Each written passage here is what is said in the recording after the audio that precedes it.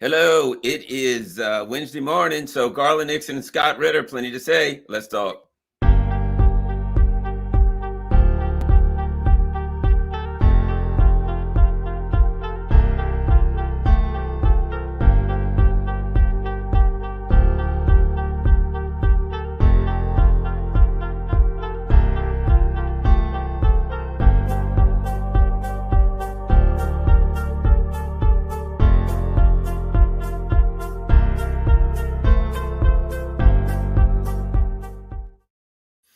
Hello, Garland Nixon here with Scott Ritter on a Wednesday morning. We got plenty of things to talk about as always. Don't forget scottritterextra.com, scottritterextra.com. That's Scott's website. And of course, as I always say, Scott Ritter and his family, they got to eat, they got to pay the bills. So for all of his good work, he needs your assistance. Go to scottritter.com and you can contribute to the cause. Scott, let's start here. A very interesting article came out yesterday in Politico, a German-owned, just throwing that out there, German-owned periodical. Let's take a look at it, see if we can make some sense of it.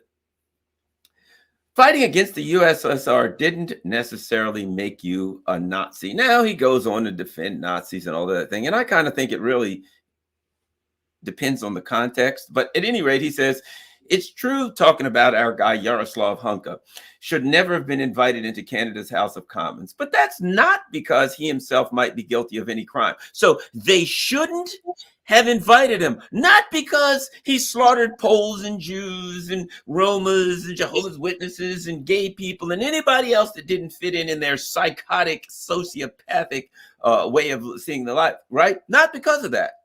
Rightly or wrongly, on an issue so toxic, it was inevitable that the invitation would provide a golden opportunity for Russian propaganda. So we must ignore the horrific genocidal crimes of Nazis because, you know, we got bigger fish to fry here. We can't let the Russian propagandists point out that he's a murderous genocidal Nazi who's getting a standing ovation by Trudeau, the same guy who called the truckers Nazis. Scott Ritter. Look, this is just the kind of spin that's going to take place right now. Canada has been caught out, and so has indirectly the United States, the United Kingdom, and any nation that gave the succor and safe haven to the Nazis in the aftermath of the Second World War. The 14th Galician Waffen SS Division, was formed as part of the Waffen SS, not as part of the let's be kind to Ukrainian Day, let's facilitate Ukrainian national existence Day. It was the Waffen SS. It was a military arm of the SS. Everybody who joined had to take an oath to the Waffen SS and was indoctrinated in the beliefs of the SS. Many of those who did join had already had, because the division wasn't formed until 1943. Many of those who had joined had already had extensive experience in, doing little SS-like things like killing Jews, slaughtering Poles, murdering anybody who disagrees with them. Basically, your run-of-the-mill members of Stepan Bandera's organization of Ukrainian nationalists. Many of them had already served in SS police units and various paramilitary organizations that were involved in the slaughter of these Jews. And so joining the 14th Division wasn't some sort of a patriotic wake-up call. It was an effort to consolidate these forces into a singular unit that could carry out Nazi policy on the Eastern Front. When you go to Canada, you take a look at how this unit was used. There's a big cemetery in Canada that's dedicated to the 14th Division and those who lost their lives in the Battle of Brodie.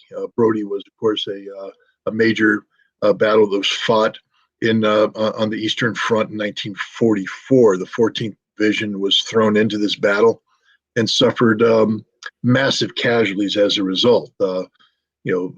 Three of its regiments were eviscerated. The survivors scattered. And so the division had to be reformed. Now we know that Hunka was had joined in 1943. And he surrendered with the unit in 1945. So the implication is that he was one of the survivors of the fight, of the Brody fight, or he was a part of one of those units that wasn't at Brody. I think if you were ever going to make an argument that a member of the 14th Division was not a murderer, but simply somebody who fought the Russians on the Eastern Front, you would have to limit it to somebody who only fought in the Battle of Brody. But even then, you'd have to ask them, well, why did you join the 14th Division? Didn't you take an oath? Isn't that problematic? But if you just fought at Brody, you could say, look, I did all that, but I needed an outlet to kill Russians. I mean, I was defending Ukraine, and this was the only outlet available to me, which isn't true, but nonetheless, Hunka is not that guy. He is somebody who was with the unit after the Battle of Brody, which means that he was sent to Slovakia, where he participated in the slaughter of Slovakian partisans, Slovenian partisans later on. He fought against the Yugoslavs. And basically his job was to terrorize civilian populations. And this unit did that. Did he pull the trigger? I don't have evidence that he pulled the trigger. I don't have evidence that he put a bayonet in, but he wasn't high ranking, which means that would have been his job to pull the trigger, to put the bayonet in the women, the children, the old men. Did he light the fires of the barns that were filled with dozens of civilians? This is something that the 14th Division habitually did. Did he personally gouge out the eyes of children before nailing their tongues to a table so their bodies hung before the parents were eviscerated? Did he operate the handheld saw that sawed the women in half while they were alive? I mean, again, these are just some of the things that the 14th Division did on a regular basis.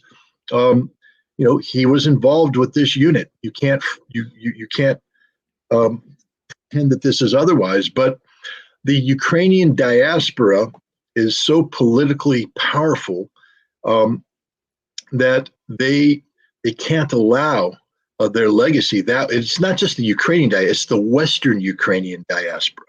One of the interesting things that has happened here is the Western Ukrainians, of course, have taken the lead in defending the atrocities of the 14th Division and other Ukrainian units like this by saying that the people who served there were a product of the Holodomor. The Stalin's effort to starve the Ukrainians out. I would like to remind people, just for the benefit of accuracy, that Western Ukraine at the time was actually Eastern Poland, and that the people who lived in Western Ukraine did not suffer from the Holodomor. So all these Western Ukrainians from Lvov and Volhyne and all those areas that are out there saying, we had to do this because of the Holodomor. Nope, it didn't. It didn't impact. The Holodomor actually killed far more Russians than it did Ukrainian. It was a systemic starvation brought about by a variety of things, the last of which was the targeted assassination of the Ukrainian population by Stalin. You can talk about incompetence, you can talk about malice, you can talk about whatever you want to talk about. And you can talk about the weather, because there was a lot of areas of Russia that they didn't have a harvest. So a lot of actual Russian areas starved because they had a weather issue and they had a very poor harvest. There's an argument to be made that the starvation that happened in a lot of areas at that time was not intentional, that they had some weather issues and their harvest was bad. Look, it's a combination thing. There's no doubt look, if they had great weather and the crops were being harvested in, there wouldn't have been a famine. You had a problem with food supply from the start. Then you have a problem with the ongoing collectivization that was taking place, and you have a problem with just the Soviet bureaucracy that was in place, and basically a mindset that put industrialization above all else, that, we had to stay, the Soviet Union had to focus on, achieving the goals set by our great leader, Stalin. And, but the last thing this was Stalin waking up in the morning, smoking his pipe, going, how can I get them Western Ukrainians? How can I starve them to death? First of all, the Western Ukrainians weren't Western Ukrainians at the time. They were Eastern Poles. I mean, they lived in Galatia. So what we see here in Canada and Europe and elsewhere is an absolute whitewashing of history to make these Ukrainians look as approachable as possible. Yes, there were difficult times, but we were stuck in the middle of two awful choices, Hitler and Stalin, and we had been starved to death by Stalin. So we took, we were compelled to fight alongside the Germans, but we resisted the Germans too. And yet people like, like the Nazis that we're talking about, they don't talk about the fact that Stepan Bandera and the organization Ukrainian Nationalism was working with the Nazis prior to the German invasion of Russia to go in and cleanse the Jews. But not just Jews, though. The 14th Division recruiting poster, come join so we can liquidate, annihilate the Jews, the Muskvals, I guess that's what they called the Russians, and the Magyars. Hey, if you're Hungarian, they're going after you too. The Poles, anybody but a pure Western Ukrainian. Understand that Eastern Ukrainians, those people who spoke Russian, had a lot of ethnic, they were undermen as well. One of the biggest deaths, more Eastern Ukrainians died at the hands of these Western Ukrainians than Poles did. When in 1944, as the Red Army retook these territories, there were no teachers, there were no administrators. People had been killed or fled. So they transplanted Eastern Ukrainians, these ethnic Russians, into Western Ukraine to do this, to be the teachers, to be the bureaucrats, etc. And Bandera's forces slaughtered them by the tens of thousands, by the hundreds of thousands. This is the reality, and this is who that Nazi was in Canada. He was a member of a organization that has no legitimacy whatsoever, should be widely condemned, and everybody who was in it should likewise be called out. But he's not alone. If you go back, you'll see that the Canadians, they hand out these awards to these former Nazis. I think one of them was sort of the head of the University of Alberta, and had been elevated, and he was a fundraiser. And he participated in the writing of a book. Now, here's a memory. This is the ultimate. I mean, sort of, you got to sort of admire this guy, because he's like, I was a Nazi who committed horrific war crimes, and I know what the truth is. So am I going to A, be quiet, stay in the background and hope nobody finds out about me, or B, get together with my fellow Nazis and we're going to make a tabletop photo book. And we're going to say, here, this is a book we want you to put on your table and open up and show the world how we weren't really Nazis. It's a book about the 14th Division and how good we were. We really were. They actually published this book, put it out there. And the book was a complete whitewash. There was a big investigation in Ukraine. I'll get the name, begin with a D, Duquesne's investigation or something of that nature, into the Nazis. And the Western Ukrainian diaspora that is thoroughly integrated into Canada was so powerful that it basically discredited the findings of this commission by saying that, that it was done without due regard to them and their feelings and all this stuff. So basically, Canada did an investigation, found that Nazis were everywhere in Canada, supported, celebrated, whatever. And then the Western Ukrainians went, oh, no, you hurt our feelings. This was an unjust thing. Too much media. You went to the media, too much attention, and the results of the commission were thrown out.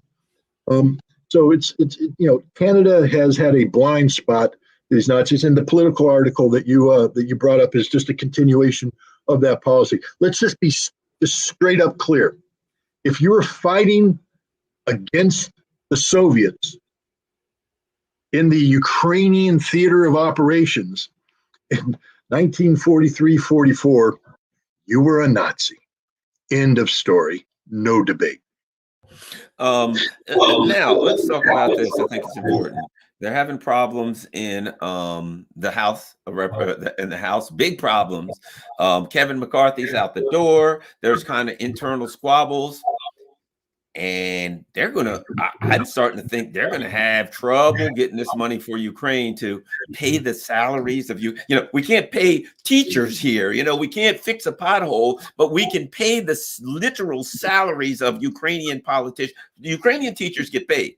Yeah, they're going to shut the government down. The Ukrainian government officials will get paid. American government officials won't. Here's my point. On top of that, I'm reading UK.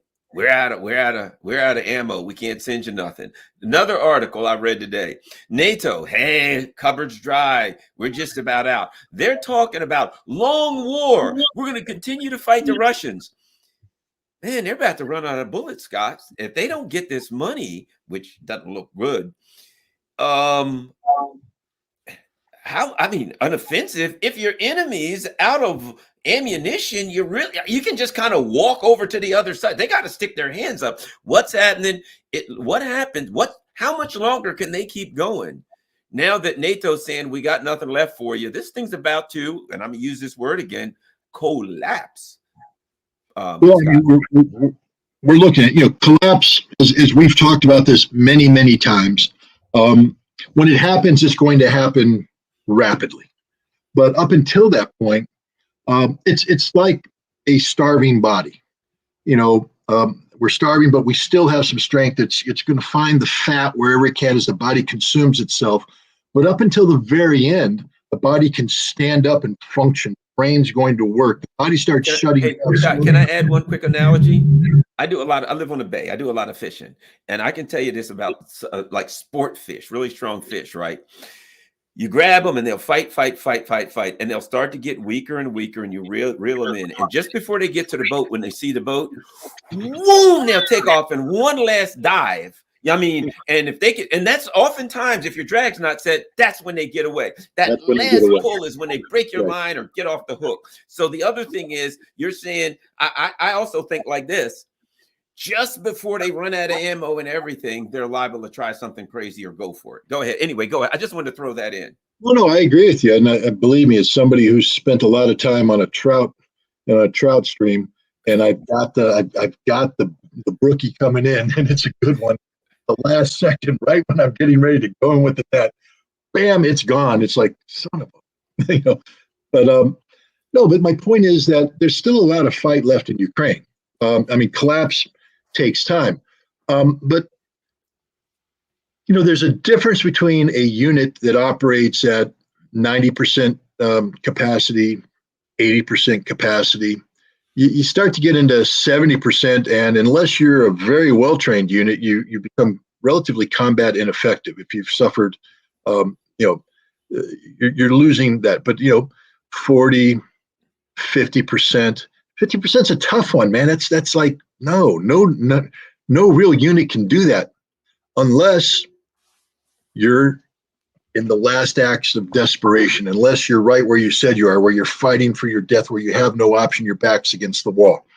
The Ukrainian units have been degraded sufficiently. They don't have a unit out there right now that's at 100% strength. They don't have units that are 90% strength. They've had units that have been pulled out of this counteroffensive 3 times to be rebuilt, which means that they've gotten down to that 50%, 40% casualty level. They had to pull them out, jam them full of fresh blood, get them some more equipment, and send them in. But when they go in, they're not that 100% strength. It's a 5,000 brigade now that went down to 1,500. They got them up to 2,200. They send them in. Bam, they suddenly pull out. They got 1,200 left. They give them 700 more. That's 1,900. They send them in. Bam, they pull out. So a brigade right now that's being put on the front line, considered to be the best refit Ukraine can do, is literally operating at 50 to 60% of its normal component. So complement. So we, the Ukrainian military is already in an extraordinarily weakened position, already there. Ammunition, they're running out of it. Not just that, the Ukrainians during this fighting have, again, we have to give credit where credit's due. And one of the things Ukrainians have done is been very effective in their use of artillery. They're undergunned, meaning that they don't have the number of tubes that the Russians have, but they do have some high quality Western 155 millimeter platforms, mobile. And so what they've done is they've taken advantage of the range and accuracy of these systems to bring them in, mass them, bring down momentary fire superiority on a given Russian position, and then they scatter, and it makes it difficult for the Russians to take them out with counter battery fire. And that's the only reason why they've been able to gain 100 meters on the ground, is that for a moment they blast the living dog poop out of a Russian position, kill, stun, or otherwise cause the survivors to withdraw back to the secondary position. Then the Ukrainian infantry comes in, grabs hold of that trench line, and then gets pounded by the Russian artillery in return. But what's happening now is, one of the things that people aren't talking about is this drone warfare. The Russians have basically achieved drone superiority, and in some areas supremacy, meaning that their drones are able to operate up and down and to the depth of the Ukrainian area, and they're just taking everything out. There's some parts of the battlefield where the drones are now being used against clusters of 3 to 5 Ukrainian troops. In the past, you wouldn't want to use one of these drones in that way because you didn't. But the Russians have so many of these drones right now, more coming in, that they're basically just saturating the front. Those artillery systems that the Ukrainians used to be able to assemble to get momentarily, if you bring them together now, it's not Russian counter battery that's going to get them. It's Russian drones that are going to get them. And the Russian drones are picking them off one at a time. Bam, bam, bam. They have new generations of these Lancet missiles that have longer range, are able to go deeper in. The Ukrainians don't have an air defense solution to this. If you take a look at the package that the Biden administration is trying to send in, they said, we're here to upgrade your air defense capability. But what are we giving them? Hawk missiles? Come on, guys. That's like 1960s technology. Upgraded a little bit, but still. The Avenger, it's just basically a Stinger on a truck, and it hasn't worked. But that's it. We're giving them air defense systems for the battlefield, not for strategic air defense, but to try and get some sort of, air defense safety on the battlefield, because Russian drones are dominating everything. The Russians have achieved basically superiority across the battlefield. Well, Scott, why aren't they advancing? Because that's not the game they're playing. The idea isn't for the Russians to fight themselves into exhaustion. This is sort of like rope-a-dope, except every time the guy comes in to take a swing at Ali, it's not just that Ali is dodging, but he's also, bam, hitting him. And after a while, you get enough, your arms drop, your whole body sags, you can't defend yourself, your legs get weak, and then you're down. This is what's happening right now. The Ukrainians have worn themselves out. They've gone into the Russians went into this great rope-a-dope. They let the Ukrainians throw all these punches, got nothing. Meanwhile, Russia's hitting the shoulder, hitting the side, and the Ukrainians are exhausted. They're on the verge of collapse. And this collapse can come at any time. Larry Johnson, I know you've spoken with Larry Johnson in the past, I believe, right? Yes, I have. Yeah, he just sent out a very and I have to give credit where credit's due. He sent out a very interesting email. I read it this morning from a Russian analyst. And I've been following the battles up by, all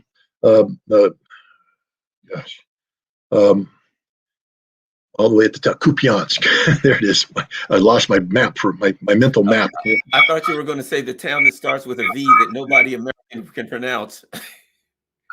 That's the one down by Ropatino, that Verboye or something like that. I can't say it, so I just say V-town.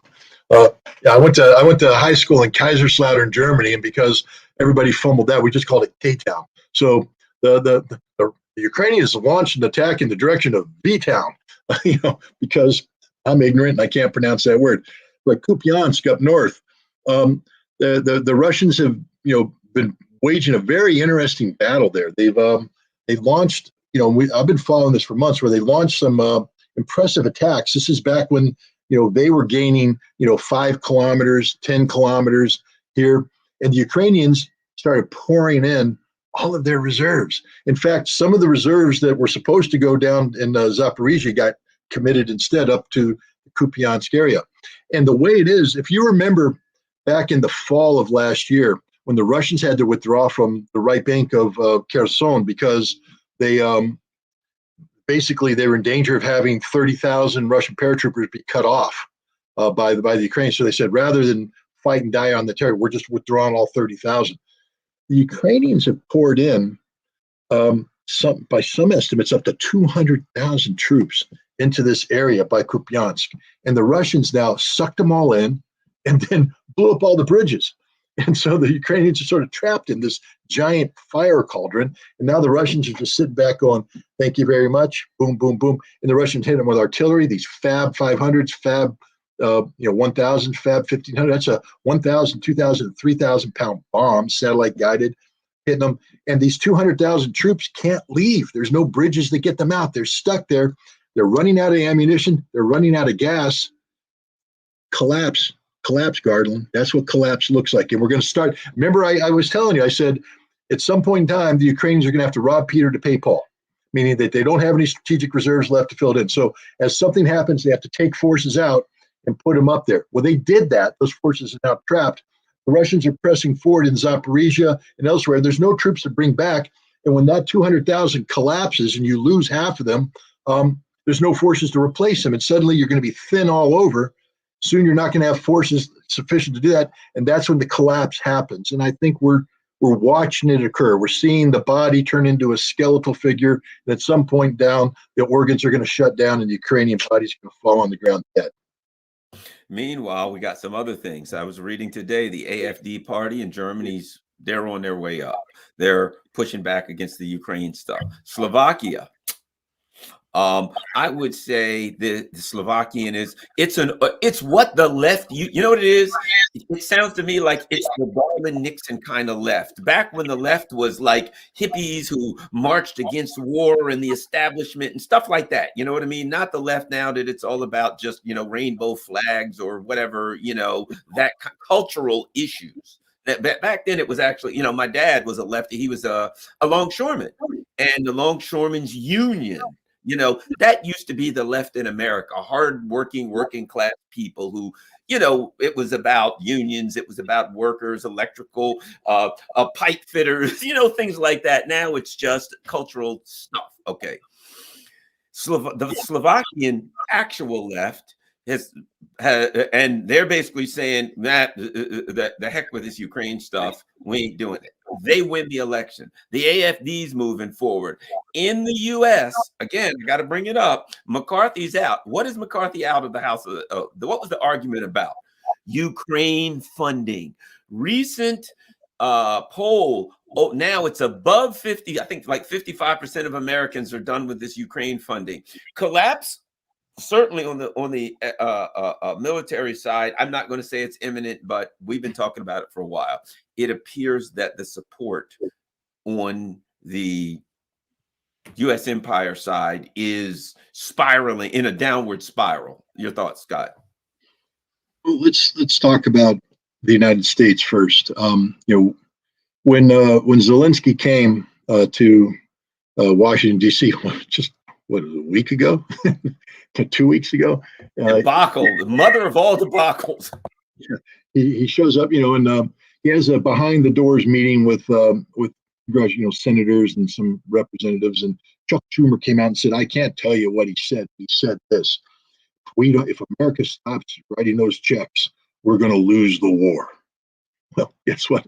America stopped writing the checks, and Ukraine's going to lose the war. They were going to lose the war no matter what. But it's Kevin McCarthy said, you can't come and speak before Congress and all that big stance. But then he secretly met with him. We're going to support you all we want.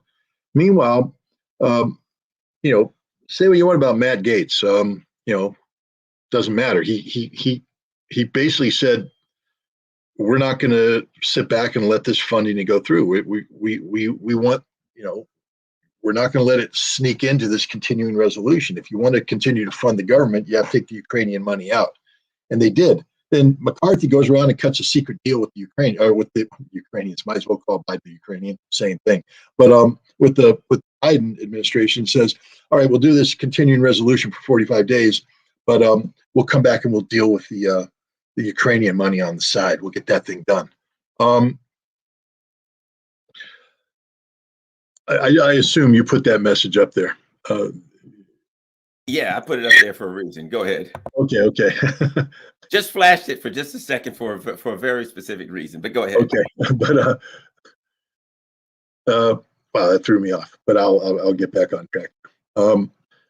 McCarthy. So basically, Gates and company said, you're a liar. We can't trust you, and therefore you're done. You're out of here. and now we don't have a speaker. Ukraine runs out of money in days, I guess, days. The U.S. had to stop some of their long-term support for Ukraine because we can't fund it. So basically, it's shutting down. As you said, all the Ukrainians that we pay, and I love the articles. We pay the teachers, and we pay the government. Well, we pay everybody. We pay the soldiers. We pay the Nazis. We pay the pensions. We pay everything. Ukraine's economy, society can't function without U.S. taxpayer money paying for it, and that comes to a screaming halt. How's Zelensky's support going to be at that point in time? So it's problematic. I personally believe that because so many, even though the majority of the American people are starting to line up against the war, in Congress, the overwhelming majority of the members of Congress continue to support the war. And so I personally believe that there would be some sort of political compromise reached to get money going back to Ukraine. But this is the beginning of the end. I mean, Ukraine has to see the writing on the wall. It's only going to get worse going forward because the will of the people can't be ignored forever. But now we go into Europe. Slovakia just had their elections. Robert Fico just won, and he ran on basically a pro-Russian platform. He said, we're not going to do the sanctioning, and we're not going to support Ukraine with military weapons. And Slovakia, even though a small nation, had done a lot. They provided 10 MiG-29s. They provide a whole bunch of 122 millimeter artillery rockets. They provide infantry fighting vehicles. And I think part of this NATO plan to get Soviet-era ammunition into Ukraine, because basically Ukraine used it all and there's none left, was to bring up production lines in Slovakia so that Slovakian ammunition production lines were retooled to not produce NATO ammunition, but to produce Soviet-era ammunition to get that. And he said, no, we're not going to do that. Now, the reality check is this. He got 23% of the vote. Not enough, only 20, I forget, he has 46 seats or something like that in the Slovenian parliament, 150 seats total. He needs a majority, so he has to build a coalition. His most likely coalition partner is a party that broke away from Fico's party back in 2018 when Fico was under investigation for corruption, and there was outrage over the murder of a very popular Slovakian journalist who was calling out the corruption of Fico's party. And so this other party broke away, but they're the same. They just, they're on the same side. So they're going to come together, form, be the foundation. Then there's a far right party, very pro-Russian.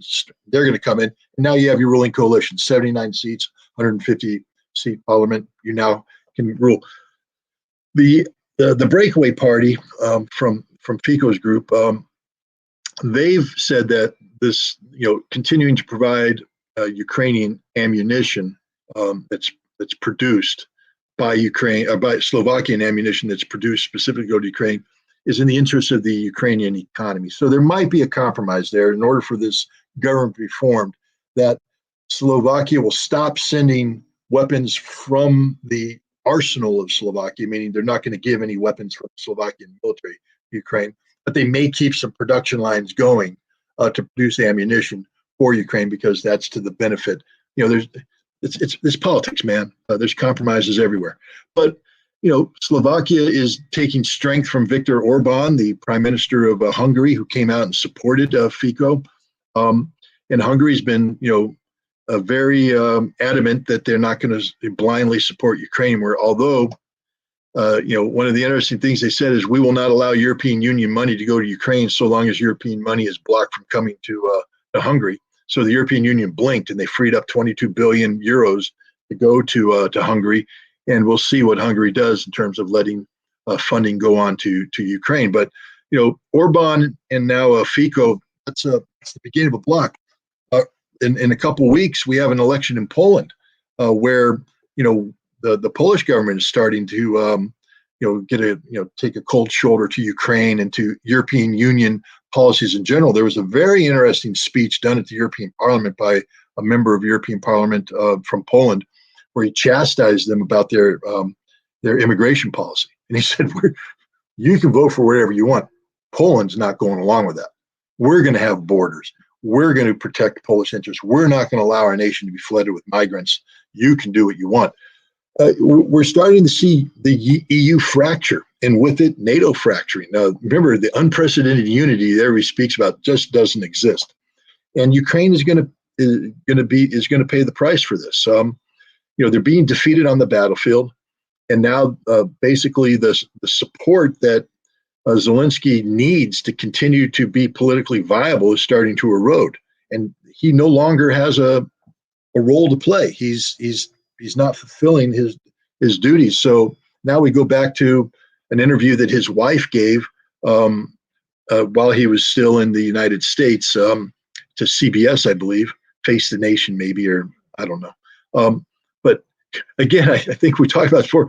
If I called in, Jill Biden and said, Jill, what are the prospects of Joe in 2020? Oh, Joe's going to run. Joe's going to win.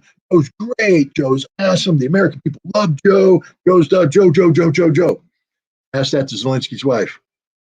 Dejected look. I don't know if the Ukrainian people can support my husband going forward, and I don't know if my husband will want to run. I mean, not the rah, rah, rah.